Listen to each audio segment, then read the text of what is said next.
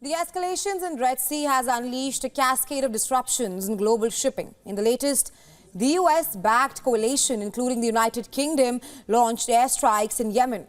The Yemen authorities have now vowed vendetta, saying that America and Britain will have to prepare to pay a heavy price for the attack. And this comes weeks after the Houthis unleashed disruptive attacks on the Red Sea. To talk more on the Red Sea crisis, I'm now being joined by Dr. Hassan Al-Hassan, a senior fellow for Middle East policy at the IISS think tank. Thanks very much for taking out time and joining us here on WION. Dr. Al-Hassan. It's my pleasure. Thank you for having me. Now, I want to first seek your perspective as to will the Red Sea crisis lead to a wider West Asia conflict, especially after the Yemeni authorities warning that the US and UK will have to pay a heavy price for the latest attack on them?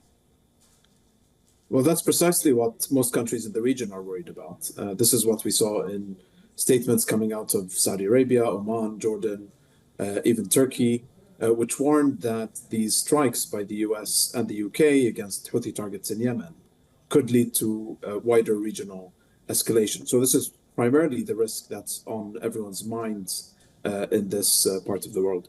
However, I think the chances of the US-UK confrontation with the Houthis spilling over into a direct confrontation with Iran remain rather small. I think neither the Iranians nor the Americans or the British are interested in a direct confrontation with one another.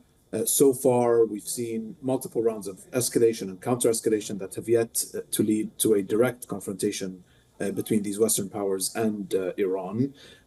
Iran's ability to continue escalating and the Houthis' ability to continue escalating will ultimately reach a limit at some point, especially insofar as all the sides want, and by that I mean Iran and the Western powers, to avoid direct conflict. Right, Dr. Al-Hassan, just to follow up on the point you made there that there would be no escalation, especially from the Iranian side.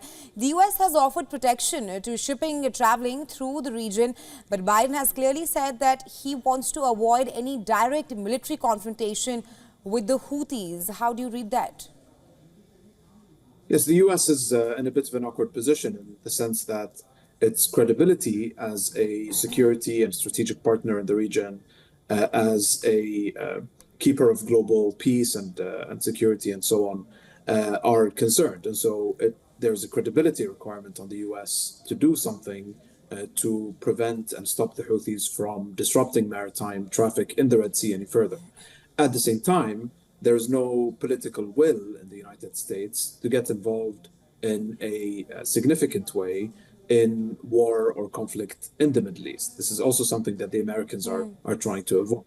And so there is a challenge of calibrating the US and UK response so as to degrade the Houthis' capabilities to endanger shipping in the Red Sea. They did that by targeting arms depots, command and control centers, air defense systems, and so on, without at the same time being dragged into wider involvement. And this is why I think we saw the statement from the UK saying that there would be no further military strikes at this stage, in an attempt to send the signal that this is a calibrated response that is meant to, on the one hand, establish some deterrence against the Houthis without necessarily dragging the US and the UK into a wider conflict. I think it's a very delicate balance that these powers are trying to maintain.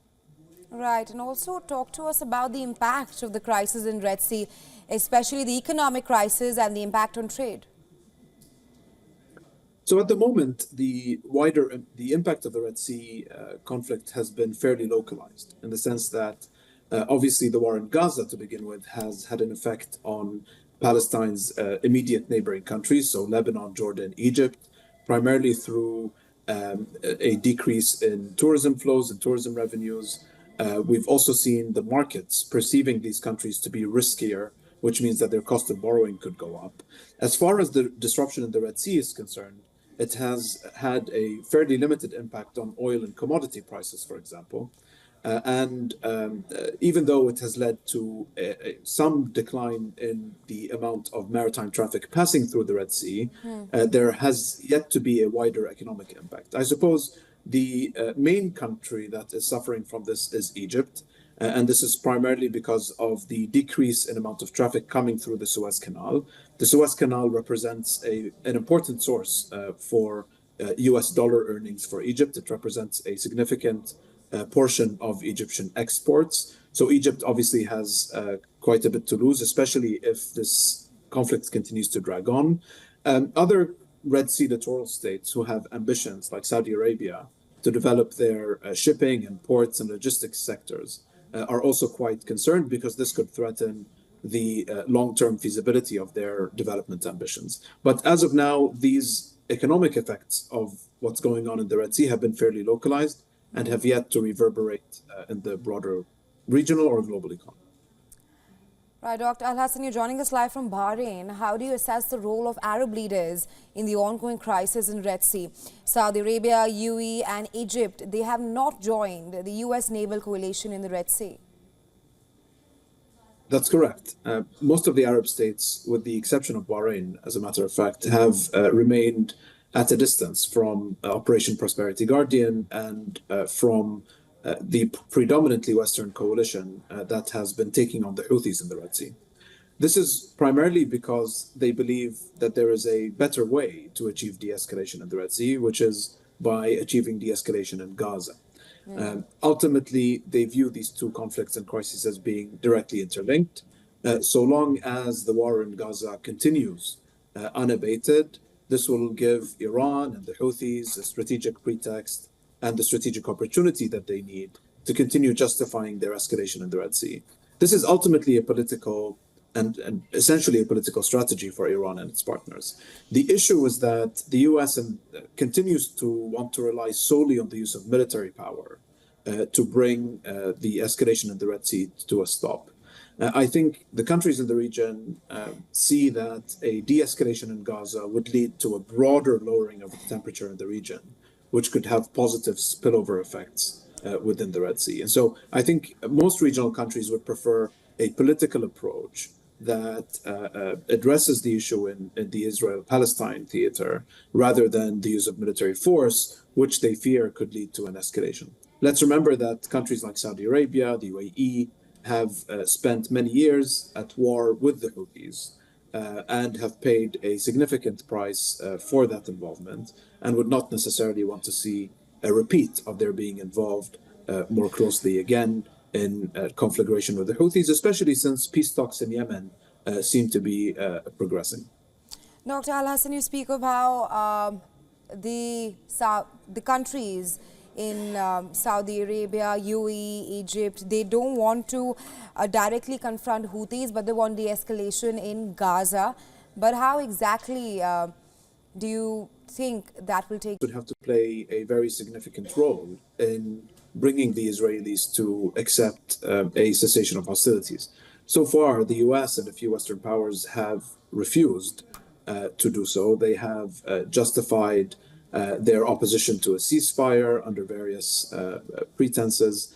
But from the perspective of the countries of the region, and actually most countries that have voted in favor of a ceasefire, bringing pressure to bear on Israel to end its hostilities in Gaza, and the country that is best positioned to do so is obviously the United States, because the United States provides Israel with massive amounts of military assistance. It provides it with political cover at the UN Security Council by vetoing various UN Security Council resolutions. And so the Arab states have begun advocating for more coercive measures. We've heard the Jordanian foreign minister call for a binding UN Security Council resolution to get Israel to halt its war in Gaza. We've heard the Saudis advocate for an arms ban on Israel. So I think there is a desire to bring about and to engage in various forms of coercive diplomacy, ranging from binding resolutions, bans,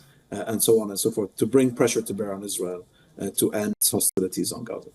Right, Dr. Al-Hassan, thanks very much for taking our time and joining us here on WION. Thank you.